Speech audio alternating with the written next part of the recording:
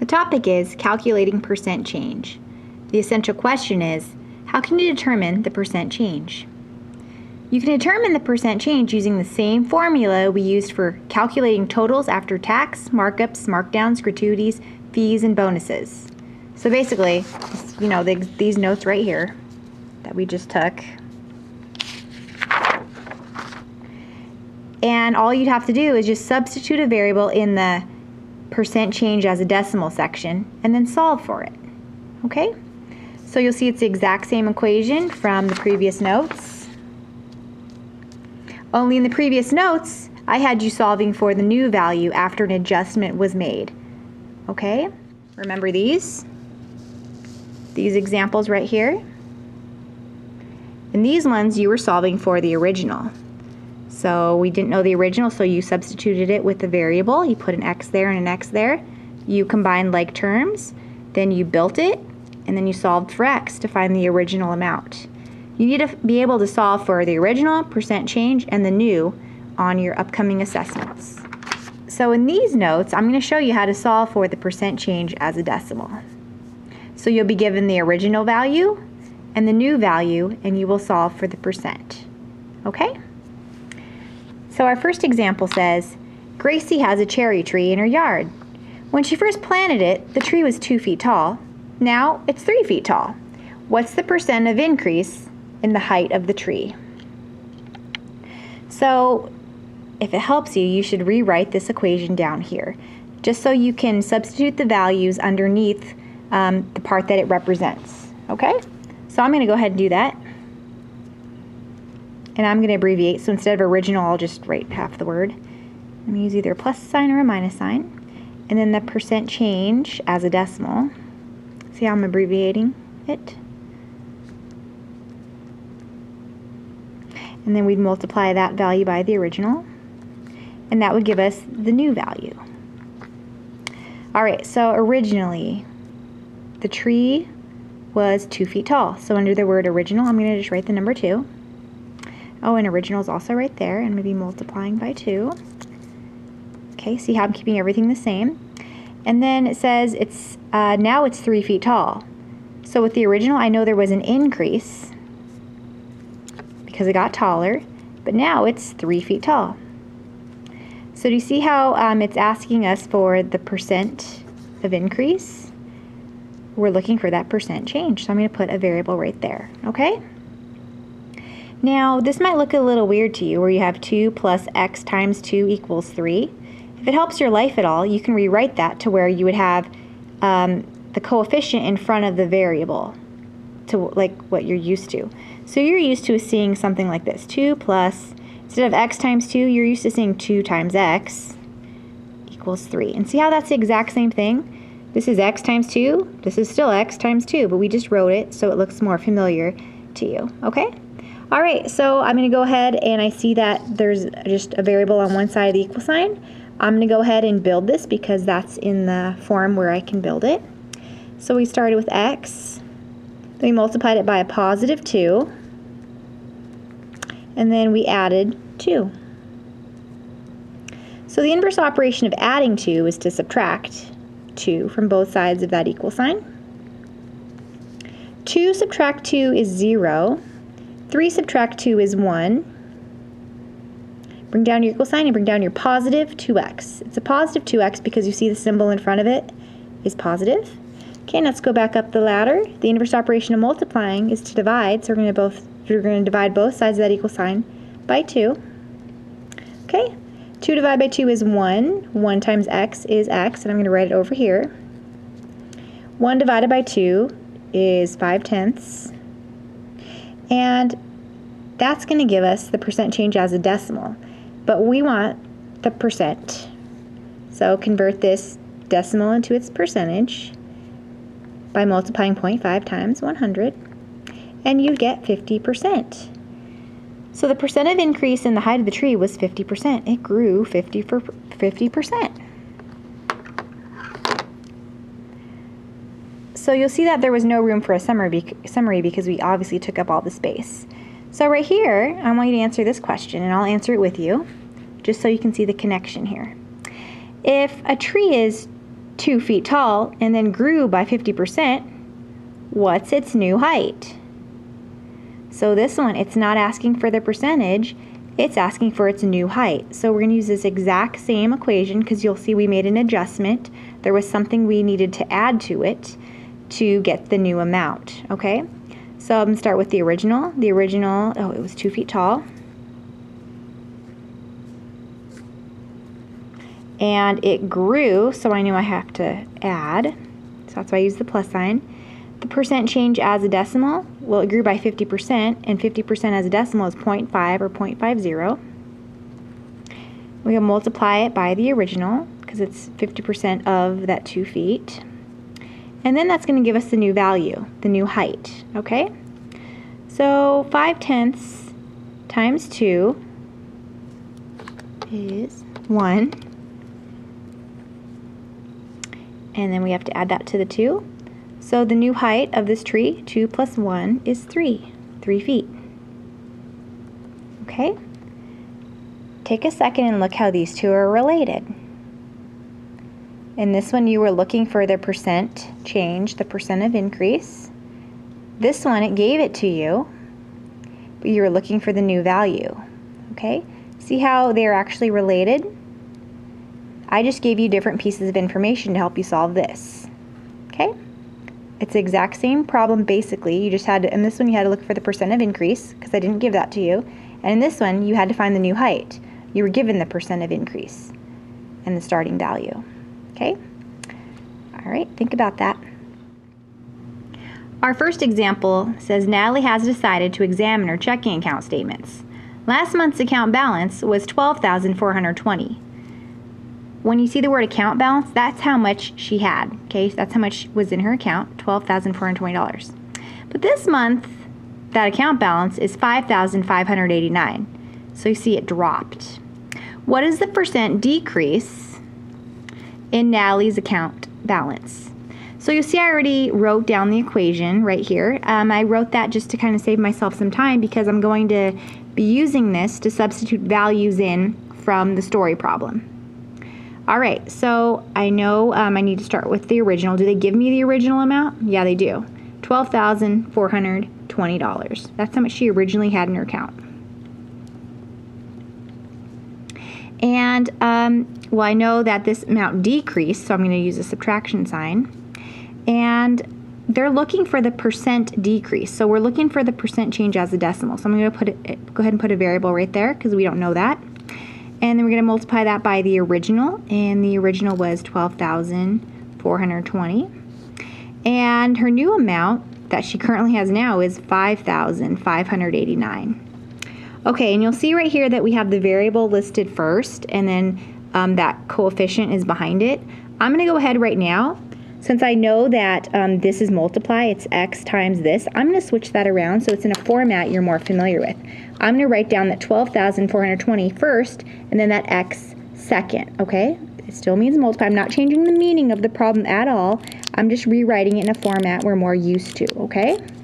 So you should go ahead and do that too. Okay, so I'm putting that 12,420 first, and then that variable that represents that percent change second, okay? Now you'll see that we have just a variable on one side of the equal sign, and I cannot combine these because they're not like terms, because you'll see this has an x and this one doesn't. So now I'm just going to go ahead and build it. So I start with x, then we multiplied it by a negative 12,420. It's a negative because the symbol in front of it is a negative. So you're multiplying that by a negative 12,420. Then after that, we added a 12,420. So the inverse operation of adding 12,420 is subtracting 12,420. And I'm afraid I'm going to have to write it on the left side over here, okay? So we're in minus 12,420. And you're going to do that to both sides of that equal sign, okay? So 12,420 subtract 12,420 is 0. 5,589 minus 12,420 is going to give you a negative 6,831. Bring down your equal sign. Bring down your negative That's a negative 12,420x. Okay, so you'll see this is what our simplified problem looks like now. And I got to go back up the ladder. And the inverse operation of multiply is to divide. So we're going to divide both sides by the negative 12,420. Both sides of that equal sign. You'll see it's kind of smushed. Sorry about that. Negative 12,420 over here. Divided by negative 12,420 over here. Negative 12,420 divided by negative 12,420 is going to give me a positive 1. 1 times x is 1x or x. And a negative divided by negative, again, is a positive. So negative 6,831 divided by a negative 12,420 is going to give me a positive 55 hundredths. Okay? And remember, that's the decimal version of the percent. So converting that to a percentage is you're gonna take that decimal, multiply it by 100, and you'll get 55%. Okay? That's your answer. That was the percent decrease in Natalie's account balance. Okay, number 2. Caleb's auto repair shop originally paid its mechanics $25 per hour. They are now paid $28 per hour. What is the percent of increase in pay? So again, we're looking for a percent. And I already have this problem, the equation written out right here, so I can substitute the values right underneath it to help me figure the unknown out. We don't know the percent of increase. We do know the original. They were originally paid $25 an hour. So I'm going to put a 25 there and a 25 right there under the original. We don't know the percent change, so I'm going to keep that as a variable. And, well, their pay increased. It was $25 per hour, now it's $28 per hour, so I know a plus happened. And now their new pay rate per hour is $28. Okay, now you'll see right here how we have that variable first and that coefficient second. I'm going to rewrite that. So it says 25x. 25 times x. Okay, now let's go ahead and solve it. We can build it because we can't simplify it on either side. We can't, can't combine like terms or anything. There's already a variable on one side, so we can build it. Start with x, then we multiplied it by positive 25, and then we added this 25. Inverse operation of adding 25 is to subtract 25, so we'll do that to both sides of that equal sign. 25 subtract 25 is 0. 28 subtract 25 is 3. Bring down your positive 25x and your equal sign. Sorry about that. Go back up the ladder. Inverse operation of multiply is to divide, so we're going to divide both sides by 25. And my pen looks like it's dying. So 25 divided by 25 is 1. 1 times x is 1x or x. I'm going to write it over here, okay? 3 divided by a 25 is 12 hundredths. And that converted into a percentage gives you 12%. Okay? Alrighty, your next problem. Growing up, you lived in a small country town. When you left for college, the population was 840. You recently heard that the population has grown to 882. What was the percent change? So again, we're solving for that percent change as a decimal, and then again, you'd convert it to a percentage at the very end. So I already rewrote that equation so I can substitute easily. So originally it was 840 people. That says 840. And from here to here it grew, so I know a plus happened. I don't know the percent change. I don't know the percent increase. I don't know the percent change, so I'm going to keep that as a variable. And then the original was 840. And then the new population is 882 people. Okay, so again, I'm going to go ahead and wipe that out because I want to put that coefficient first and that variable second. That's the format you're used to, so I want to maintain that. If you do it the other way, it's not wrong. It's still the same exact meaning, so don't worry about that if you don't feel like changing it. So 840 times x. Okay, we can go ahead and build it now. So build it over here. Start with x, then we multiplied x by this positive 840. Okay, then after that we added 840 because that's a positive 840. Inverse operation of adding 840 is to subtract 840, and you're going to do that to both sides of that equation. 840 subtract 840 is 0. 882 subtract 840 is 42. That says 42. And you're going to bring down your positive 840x. Okay? All right, the inverse operation of multiply is to divide, so we're going to divide both sides by 840. 840 divided by 840 is 1. 1 times x is 1x, or x, same thing. This might be hard to see, so luckily you are listening to the video.